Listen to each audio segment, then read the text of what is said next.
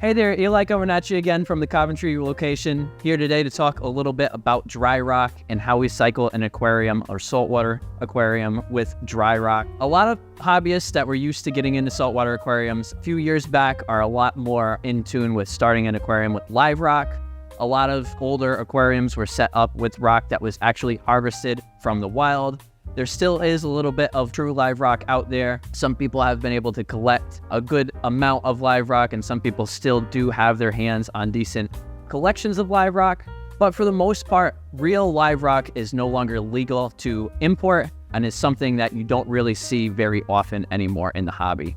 There are some alternatives to real live rock. There are also aquaculture live rock. There's a lot of work down in Florida. There's a few farms that are actually seeding basically dry fossilized coral skeletons in the ocean and allowing them the time to build up beneficial bacteria colonies, to grow a film of algae, and sometimes catch a couple coral and invert hitchhikers along the way. But for a lot of reasons, a lot of people ran into some issues with using actual live rock in especially reef aquariums. Namely, the biggest issue with using true live rock is the ability to pick up hitchhiking organisms. So if you were to set up an aquarium with real live rock, oftentimes your tank is cycled and ready to go within just a few days, just because those natural bacterial films and colonies are growing within that rock. However, you do run the risk of a lot of hitchhiking organisms, whether that be pests like Aptasia and Mahano anemones, whether it be invertebrates like gorilla crabs or some pistol shrimp, or other animals that you might not want to end up with in your reef tank that might cause havoc.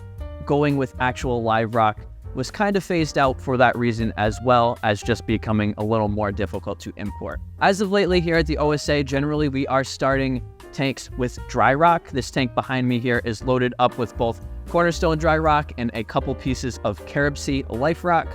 And these are a really great alternative to using actual live rock in your aquarium. I do have a piece of this Cornerstone Dry Rock right in front of me, and what I really like about this stone, it is a man-made stone, but it is still very porous and outwardly does resemble a lot of your live rock pieces. So something like this kind of resembles some of these skeletons of actual stony coral that a lot of your live rock in the wild is actually consisted of. So this gives you a really natural appearance out of your dry rock. And although it doesn't look very porous on the outside, it might not be as holy as some of the coral skeletons that you might be used to adding to your aquarium. This is really a very microporous structure that has a lot of room for adding beneficial bacteria and allowing those natural cycles to happen in your aquarium as well. So when it comes to cycling an aquarium with this dry rock, it is a little bit more difficult than it would be to start with live rock.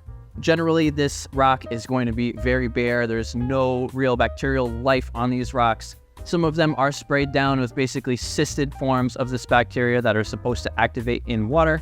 However, a lot of times you do still want to make sure that you are seeding this aquarium with beneficial bacteria in one way or another.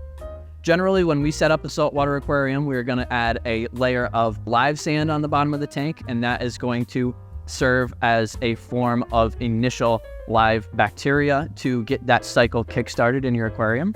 Oftentimes, we're going with the Carib Sea live sand, like the Fiji pink or some of the other grades that they have to offer. In addition to doing so, oftentimes integrating a couple pieces of seeded live rock, maybe from a different aquarium or somebody's personal collection, and then adding live bacterial products like Fritz TurboStart 900 or Fritz 9 are a really great way to make sure that you are adding that live bacteria to get your nitrogen cycle started in the aquarium. So as much as it does take a little bit longer to get this rock seeded with that live bacteria, get everything ready to go and ready for fish, oftentimes you are mitigating a few of the headaches that you might run across by using actual live rock.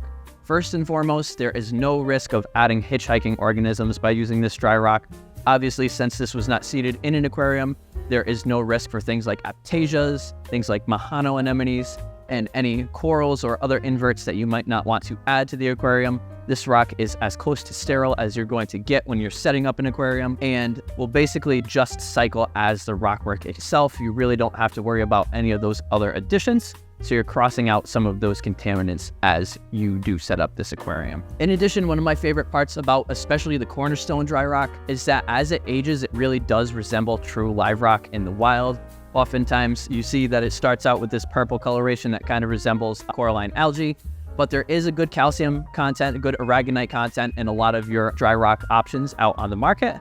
And these really do help to make sure that the coralline algae in your aquarium has an easy time settling on the stone, and it does allow this stone to age really realistically in the aquarium. And generally you're going to get some really cool shades of dark browns and greens and purples and pinks as this rock ages.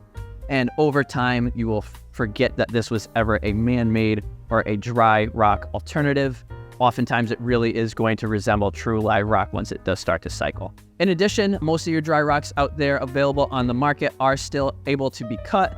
So for the sake of coral propagation, a lot of these options can still be cut with bone cutters, cut on a bandsaw, or even chipped up with a chisel if needed. And they are very easy to maintain in that sense if you do plan on removing corals or fragging corals down the road. And oftentimes, a lot of your dry rocks are also a little less dense than some of your actual live rock would be. So pound for pound, even though sometimes dry rock is more expensive, it's going to be very comparable once you get into the cost breakdown of starting a tank with live rock. And it is just a little more easy to manage these pieces as they do not weigh nearly as densely as some of your actual live rock or some of your mined coral skeleton dry rock alternatives that are out there on the market. That being said, there are pros and cons of using any sort of rock to start a saltwater aquarium. However, we have had really good success, and I think it's a very beautiful option to go with these Cornerstone and Carib Sea dry rocks for your aquarium. They add a really nice touch of a natural look without any of those hassles that I mentioned earlier, and generally will support a really robust cycle, although it takes a little bit longer than cycling with live rock. As always, thank you all for tuning in. I hope that you found some of this information at least informative and interesting. As always, if you have comments, questions, suggestions, feel free to leave them in the comment section below, and keep on reefing.